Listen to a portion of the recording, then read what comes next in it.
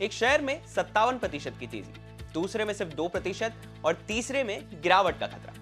ये किसी अलग अलग सेक्टर के शेयर नहीं है, ये सभी बैंकिंग स्टॉक्स हैं। लेकिन एक ग्लोबल ब्रोकरेज फर्म को ऐसा ही कुछ इसमें दिख रहा है। नाम है बर्नस्टीन और इसकी नजर भारतीय बैंकिंग सेक्टर के 6 बड़े शेयरों पर है। अब सवाल यह है कि आखिर एक ही सेक्टर के अलग अलग स्टॉक्स में इतना विरोधाभास क्यों और कैसे, और क्या 2026 में बैंकिंग स्टॉक्स की अगली बड़ी रैली शुरू होने वाली है? चलिए सब कुछ जानते हैं इस रिपोर्ट में। नमस्कार, मैं हूं चिराग ठाकुर और आप देख रहे हैं विस्तार। दरअसल बर्नस्टीन की ये रिपोर्ट ऐसे वक्त आई है जब भारतीय बैंकिंग सेक्टर में एक बड़ा बदलाव देखने को मिल रहा है, और इस बदलाव को समझने के लिए सबसे पहले एक नंबर देखिए। जून तिमाही में बैंक क्रेडिट ग्रोथ करीब 20% रही। ये 4 साल से ज्यादा वक्त का सबसे ऊंचा स्तर है। यानी कि सीधी भाषा में कहें तो लोग और कंपनियां पहले के मुकाबले ज्यादा लोन ले रही हैं। इंडस्ट्रियल सेक्टर में क्रेडिट डिमांड बढ़ रही है, सर्विसेज सेक्टर में भी कर्ज की मांग बनी हुई है और रिटेल लैंडिंग में भी रिकवरी देखने को मिल रही है। यानी कि बैंक्स के लिए पहली बड़ी अच्छी खबर है लोन ग्रोथ का वापस आना। लेकिन बैंकिंग बिजनेस में सिर्फ लोन देना ही काफी नहीं होता। बैंक को यह भी देखना होता है कि लोन देने के लिए पैसा कहां से आ रहा है, और यहीं पर कहानी थोड़ी दिलचस्प हो जाती है। लोन ग्रोथ तेज है लेकिन डिपॉजिट ग्रोथ अभी उतनी तेज नहीं है। यानी बैंक्स जितनी तेजी से लोन दे रहे हैं उतनी तेजी से डिपॉजिट नहीं जुटा पा रहे हैं।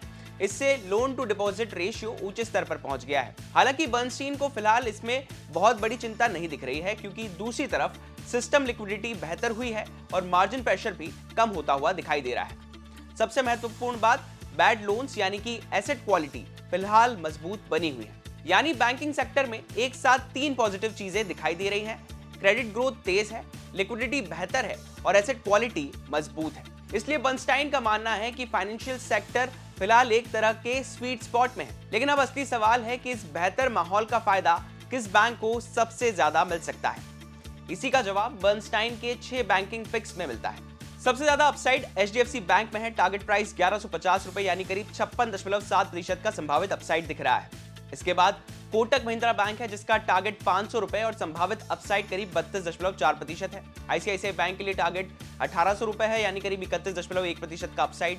एक्सिस बैंक के लिए टारगेट 1600 रुपए है, जिसमें करीब 14.8% की तेजी की गुंजाइश है। वहीं एसबीआई के लिए टारगेट 1300 रुपए है, यानी अपसाइड सिर्फ 2.6%। और इस पूरी लिस्ट में एकमात्र ऐसा बैंक है जहां बर्नस्टाइन को गिरावट दिख रही है, और वो है इंडसइंड बैंक। इसका टारगेट 1000 रुपए है, जो करीब 1.5% डाउनसाइड दिखाता है। अब सवाल है कि एक ही बैंकिंग सेक्टर में इन टारगेट्स के बीच इतना बड़ा फर्क क्यों है? दरअसल बर्नस्टाइन को यहाँ पर प्राइवेट बैंक्स और पब्लिक सेक्टर बैंक्स के बीच बड़ा अंतर दिखाई दे रहा है। प्राइवेट बैंक्स अब धीरे धीरे पीएसबीज के साथ लोन ग्रोथ का गैप कम कर सकते हैं और इनकी डिपॉजिट ग्रोथ भी मजबूत बनी हुई है। दूसरी तरफ पब्लिक सेक्टर बैंक्स ने क्रेडिट ग्रोथ को सपोर्ट करने के लिए बोरोइंग्स पर ज्यादा भरोसा किया है।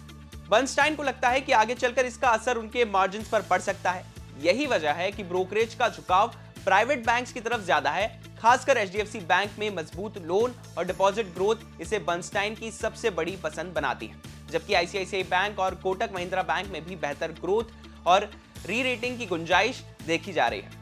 दूसरी तरफ एसबीआई में अपसाइड काफी सीमित है और इंडसइंड बैंक पर नजरिया कमजोर है। यानी पूरी कहानी को एक लाइन में समझें तो बैंकिंग सेक्टर में रिकवरी की जमीन तैयार है, लेकिन बर्नस्टाइन को लगता है कि इस रिकवरी का फायदा हर बैंक को बराबर नहीं मिलेगा। हालांकि रिस्क भी मौजूद है। Inflation, geopolitical tensions, trade deficit और मॉनेटरी पॉलिसी में बदलाव क्रेडिट ग्रोथ और बैंक्स की अर्निंग्स पर असर डाल सकते हैं। इसलिए ब्रोकरेज के टारगेट्स को संभावित अपसाइड के तौर पर देखना चाहिए, किसी गारंटी के तौर पर नहीं। अब आखिर में देखने वाली बात यही होगी कि क्या बर्नस्टाइन का ये दाव 2026 की बैंकिंग रैली में सही साबित हो पाता है, और क्या एचडीएफसी बैंक वाकई 57% वाले अपसाइड तक पहुंच पाता है या नहीं। आपको क्या लगता है, हमें कमेंट सेक्शन में अपनी राय जरूर दें, और बिजनेस से जुड़ी बाकी तमाम खबरों के लिए आप देखते रहिए विस्तार।